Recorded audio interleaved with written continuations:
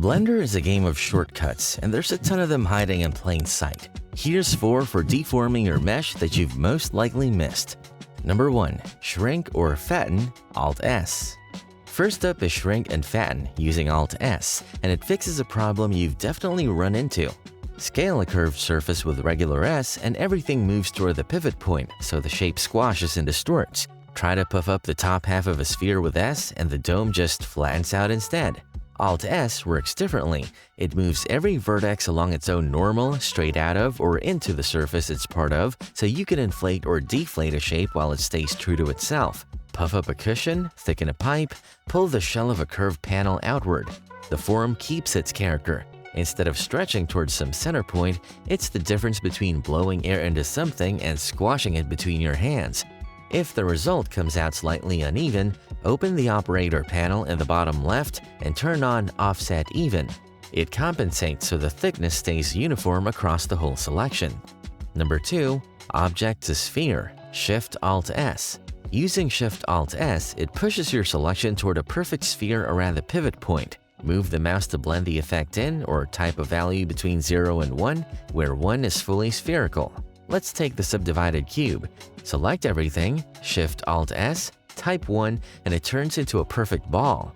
But the genuinely useful version is smaller than that.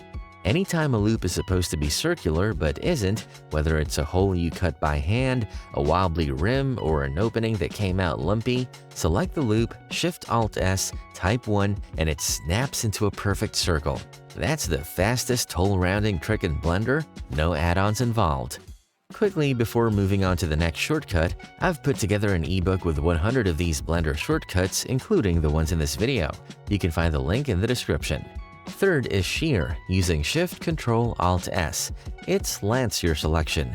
One side slides across, while the other side stays planted, like pushing the top of a deck of cards. The usual alternative is rotating and then trying to fix the distortion by hand.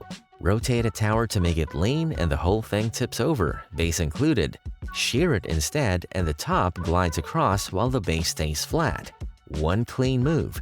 It works in your current view, so whatever angle you're looking from is the plane the slide happens in.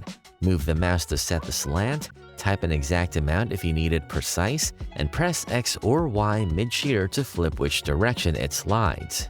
Number 4. Bend. Shift-W.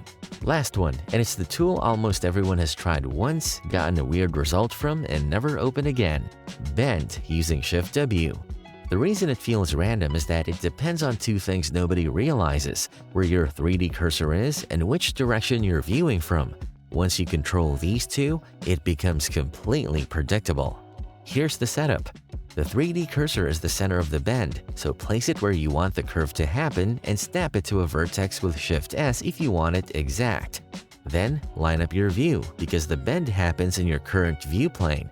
A front or side orthographic view is usually what you want. Select the part of the mesh that should bend, leave the rest unselected so it stays planted, and press Shift-W.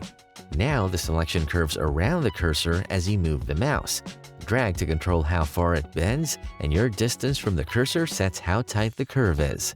That's how you take a straight cylinder and turn it into a smoothly bent pipe, curl the end of a flat plane, or wrap a straight strip around a corner. No curve objects, no modifiers, just a selection and 2 seconds of setup. And if the bend comes out in hard chunks instead of a smooth curve, that's the mesh, not the tool. It can only bend where there's geometry, so add a few loop cuts and run it again. All 4 of these live in the Mesh menu under Transform if you ever blank on the keys. If you want 100 more of these Blender shortcuts, you can find them in my ebook using the link in the description.